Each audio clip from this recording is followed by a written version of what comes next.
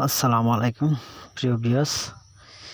আজকে যে বিষয়টা নিয়ে কথা বলবো সেটা হলো আমরা যারা ইউরোপের যাত্রী আছি তাদের জন্য একটা ইম্পর্টেন্ট একটা আপডেট। ভিডিওটা সবাই কন্টিনিউ করবেন এবং মনোযোগ করে কথাগুলো শুনবেন। শোনার পরে বিবেচনা করবেন আসলে কথাগুলো কি যুক্তিসঙ্গত নাকি কথাগুলা যুক্তিসঙ্গত না। বিষয়টা হলো আমরা যারা সেনজেন এবং নন সেনজেন দুইটা দেশের জন্য, দুই দেশে তো ইউরোপ, তো দুইটা দেশে যাওয়ার চেষ্টা করি। তার মধ্যে আমরা যারা নন সেনজেন এবং বলকানের যে কান্ট্রিগুলো আছে এটি যাওয়ার জন্য যারা প্রস্তুতি নিচ্ছি বা যারা যাওয়ার জন্য চেষ্টা করতেছি তারা আমরা বেশি ক্ষতিগ্রস্ত। যদি আমরা কথার কথা 10,000 লোক আবেদন করে থাকি নন সেনজেন দেশগুলোর মধ্যে, তার মধ্যে 500 লোকের বেশি কিনা সন্দেহ আছে, আর বাকি যে 9,500 তারা সবাই ক্ষতিগ্রস্ত। টাকা এজেন্সিরা নিচে, কাজ হইতেছে না, এই সমস্যা বিভিন্ন ধরনের সমস্যা। এই হইব, এই পুলিশ ক্লিয়ারেন্স এটা হয়েছে, এম্বাসি বন্ধ খুলতেছে, নিয়ম চেঞ্জ হয়েছে, কৈফতের শেষ নাই। এই কথাগুলো সত্য কিনা যারা একমাত্র ইউরোপের যাত্রী তারাই বিবেচনা করবেন যে এই কথাগুলো আমি যে বলতেছি এটা সত্য কিনা। বিভিন্ন ধরনের সমস্যা, পুলিশ ক্লিয়ারেন্স অ্যাটেনশন করবো, এটা করবো সেটা করবো, এম্বাসি বন্ধ, ব্যাকডোরে করবো, এই করবো সেই করবো, ভিসা হইতে আছে এই মাসও, এই দিন সেই দিন, এই হ্যাকুর কাজ কাম আর কি। তারা বিভিন্ন সময় বিভিন্ন ধরনের কথা বলে যে হইতাছে, কিন্তু মূলত আমরা অনেকেই ম্যাক্সিমাম লোকে ভিসা পাইতাছি না।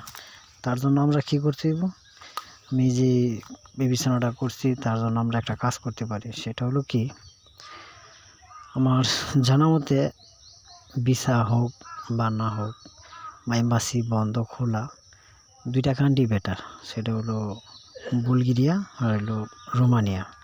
যারা আমরা মোটামুটি ইংলিশ জানি এবং বেসিক ইংলিশ বলতে পারি, আমি মনে করি তাদের জন্য যদি আমরা বুলগেরিয়া অথবা রোমানিয়াতে আবেদন করি তাহলে আমরা বেটার হয়। কারণ আপনারা জানেন বুলগেরিয়া রোমানিয়া এম্বাসি কোনো কিছু হইলে তারা নোটিশ দেয় বা ভিসা কন্টিনিউ দিতে আছে, হয়তো 120 আবেদন করছে, 5টা রিজেক্ট বা 10টা রিজেক্ট, ভিসা হইতে আছে, কোনো কমপ্লেন নাই। সময় লাগলেও এক পর্যায়ে ভিসা হইব কি না হইব ওটা শিওর হইতে আছে। কিন্তু এই যে রোমানিয়া সেম, ইন্ডিয়াতে গেলে হইতে ভিসা হবো না রিজেক্ট হইব, দুটোতে একটা হইব, কিন্তু তারা কোনো কিছু হইলে আপডেট দিতে আছে যে এম্বাসিতে নোটিশ লাগাই দিচ্ছে যে এই সমস্যা বা এই সমস্যা, কিন্তু তারা ভিসা কন্টিনিউ দিতে আছে।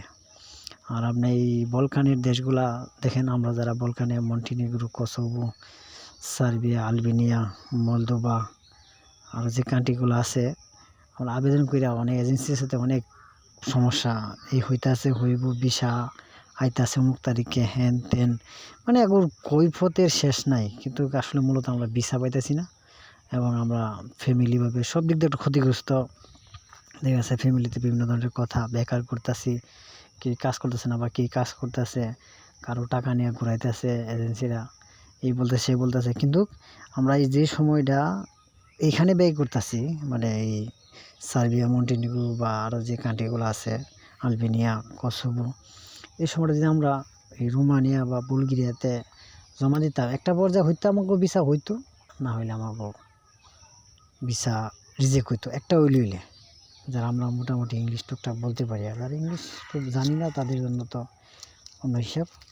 তো আমার মনে হয় ওইখানে জমা দিলে মনে হয় ওইতে হইব না হইব, একটা ডিসিশন আইব আর কি।